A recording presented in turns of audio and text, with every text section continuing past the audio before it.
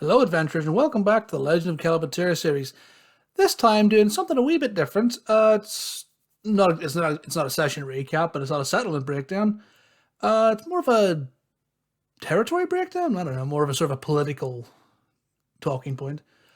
Um, I can't remember if I've already talked about this, so apologies in advance if I'm duplicating this. But if previously I've talked about the Council of Mentura and how they're the ones who rule over Mentura,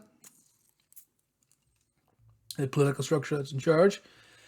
Well, this time I'm going to talk about some of the friends of the council, as I've dubbed them in my notes.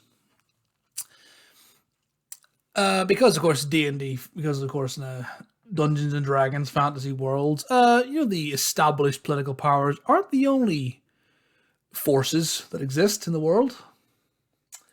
And despite how powerful some political powers think they are, nature always, life finds a way. I also apologize. I still have at the very tail end of those like chesty cough and what have you. So if you can hear that, apologies in advance. But yeah, this time I'm going to talk about some of these forces that the council have allied themselves with. Maybe allies is the wrong terminology to use, but the best example I could think of. So quite recently, in fact, the last session, in fact, was the last session? No, it was one before that. Sorry, the last session was a sort of a new party member, a catch up type thing. In the episode, in the last couple of sessions, the party met an ancient gold dragon by the name of Beshra. That's Besh apostrophe R-A-H. Beshra. Who was introduced as the head of the Conclave Metallic. Didn't give any further details at the time as to who the hell the Conclave Metallic were, but I figured out what the hell I'll make this little video. Unsurprisingly, the Conclave Metallic are a group of metallic dragons that exist. Now, going by standard D&D lore, metallic dragons are the good guys, and chromatic dragons are the bad guys. The chromatics being the golds, the silvers, the coppers, the bronzes, the metallics, the red, the whites, the green, the blue, etc. They're the bad guys. They're traditionally known as the bad guys. Or the evil dragons. And the good dragons, the whole Tiamat and Bahamut differences. That's where they come from. So, what do the council have to do with this group of metallic dragons? Normally, metallic dragons in general, just kind of piss off and live by themselves and go, yeah, we're just going to exist over here. You guys leave us alone. We'll not come and decimate your cities. It's generally how it happens. And that's kind of what happened with the council and the metallic dragons. What occurred was shortly after the end of the Purge. So this massive war, massive generations-long war to remove all traces of the Scourge from Kelamentura. Not just Mentura, from Kelamentura, from all of it. It's kind of a global conflict that lasted for generations and took countless numbers of lives. The end result being that the forces of the Pure Ones were victorious, and the forces of the Scourge were wiped out or forced far out of society into the most remote corners of the planet where they're trying to eke out a living. That's how it ended up. As a result of that, what you end up with, especially on the side of the victors, is you have a lot of very highly skilled and very powerful warriors. Both wielders of the arcane and physically.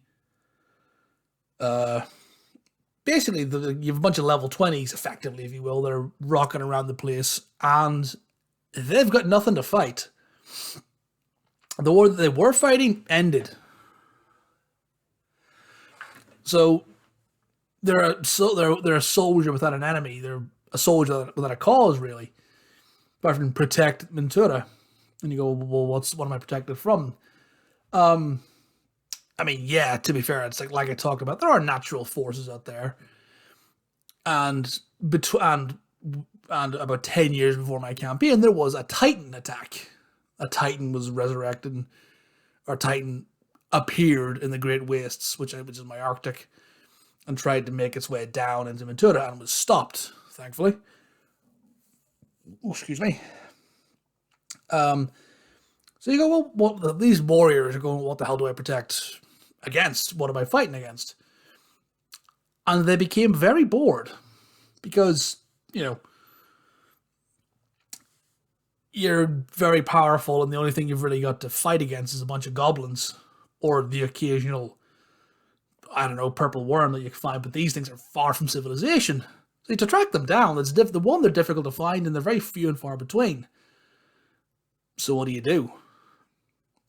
Well, what a group of some adventurers did was they decided to go out and hunt dragons for fun. I've spent years fighting the forces of the Scourge. I fought gods and monsters. What's a dragon to me?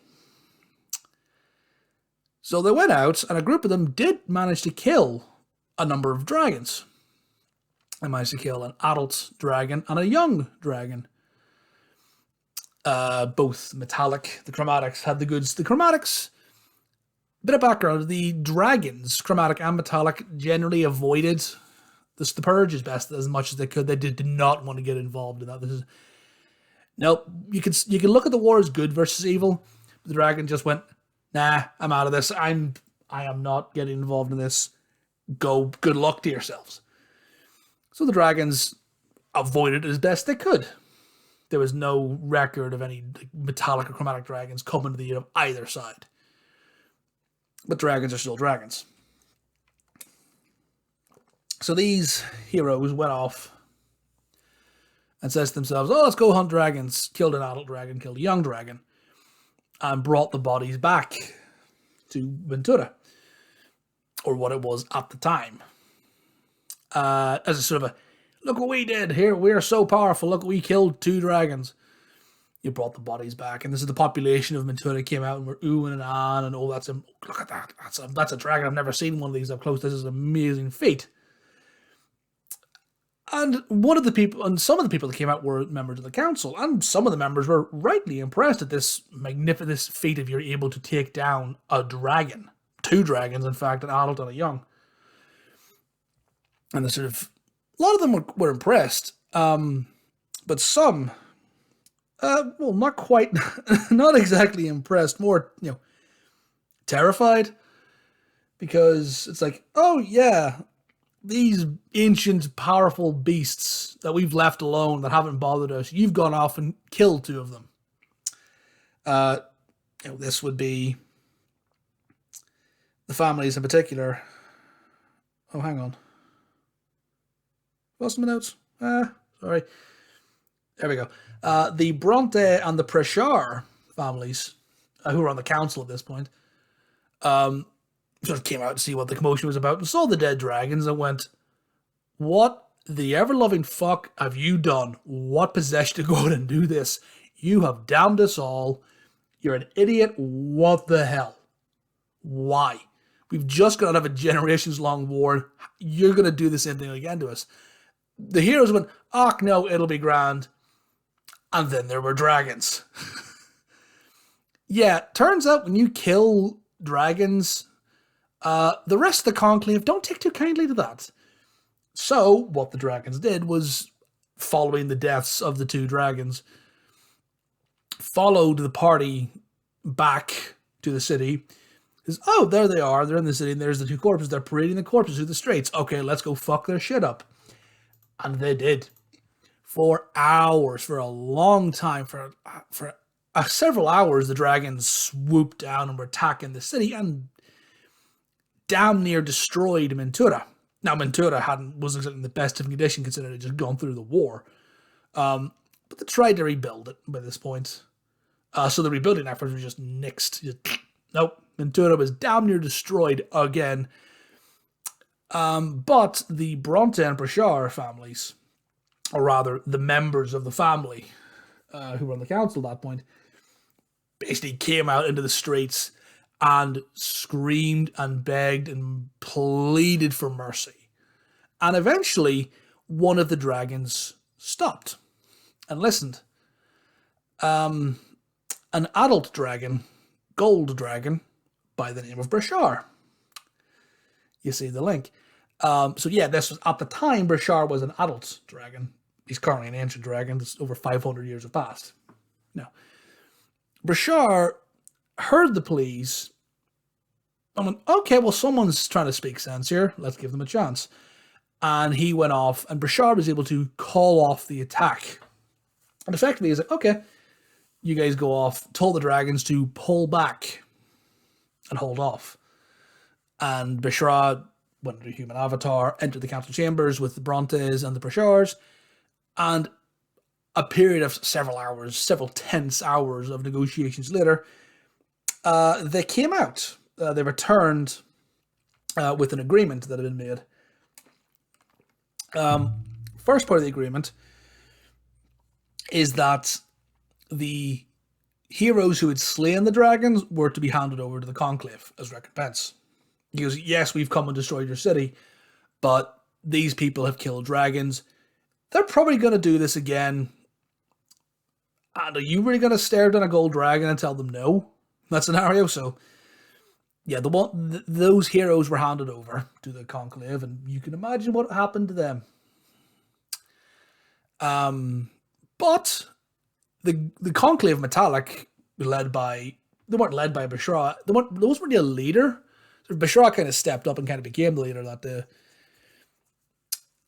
So yeah, they kind of stepped up and went, okay, I'm going to lead these guys from round one. Okay, fine. You give these guys over to us, and yeah, you leave tribute for us.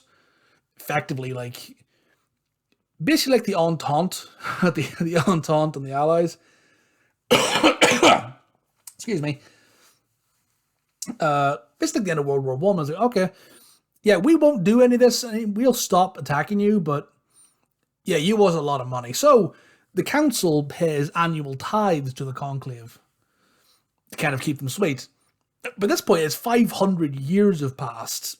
The dragons over there are still alive today, but enough time has passed, and the dragons they're not holding Mentura to ransom anymore.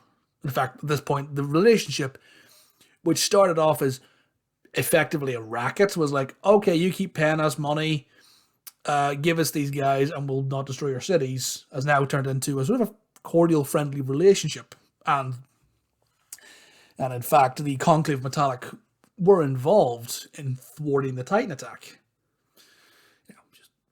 So, yeah, that's where the Conclave Metallic comes into these things, that they were just dragons, didn't give it, the kind of just existed. The council, they were aware of the council. Oh, well, you're there. You piss off, you poke a sleeping dragon, what do you think's going to happen? You get your shit rocked, that's what happens. And the council got their shit rocked indeed. But at the moment, they're friendly, as is exhibited by Bashar showing up to a festival. Being like, yeah, I'm here for the crack. What have you guys got that's fun? I'm here, entertain me, basically. So that's fun. So that's them. That's the Conclave Metallic. Also, after the Titan attack happened, the council also relies fairly heavily on their legions to police the borders and keep the people safe and protect from threats. But the council aren't the only people that live in Mentura. Now, there are ogres and trolls and gnolls and all these kind of goblin-y bits and pieces that eke out a living amongst the council, and occasionally they kick up enough of the fuss that the council will send legion after them, or they'll go to the guilds and go, hey, we've got some goblins, can you go and knock some heads together? Which my party are doing at the moment.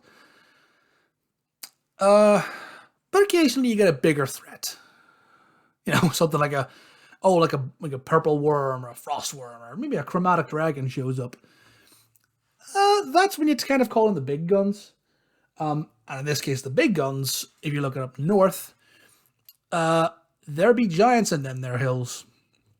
There are populations of giants, various types, that live in the Great Wastes or on the borders. And the council's smart enough to reach out to them and go, hey, can you guys basically reach out to them and go, hey, yeah, you guys are having, yeah, you guys live here. It's kind of shitty. If we give you food and stuff to make your life easier, can you help us? Like, can you actively patrol and look out for things? The council is, number of giants that are their allies. Obviously, not every giant agrees to this, but, some creatures are smart enough to realize that when someone comes along and offers you a deal and says, hey, we'll give you food, shelter, some supplies, if you help us, protect what we look after, and in return, we'll protect you. Mutual agreement. It's mutually beneficial. So there's a number of giants and other entities on the land that exist like this, and have allied themselves with the council from like, okay, well, I don't see why I wouldn't accept your offer, so I'm going to accept your offer. So yeah, that's kind of where we are at the moment. So the council has a number of enemies, a number of allies.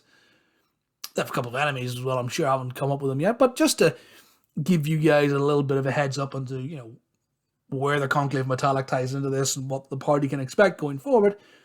The council is powerful, and there's some very powerful friends. Some friends in high places and some friends in low places. But that'll all come to light as the party advance and uncover more about the world. Hope you guys enjoyed listening to this, to my dulcet tones. And hope if the party listened to this as well, now you're learning some bits and pieces. But yeah, I'm gonna call it there. Hope everyone's having a good day. Hope everyone's getting ready for, well, time of recording, I think yesterday was Thanksgiving. Today, so everyone, hope everyone's having a good holiday season. If you're American, hope you had a good Thanksgiving.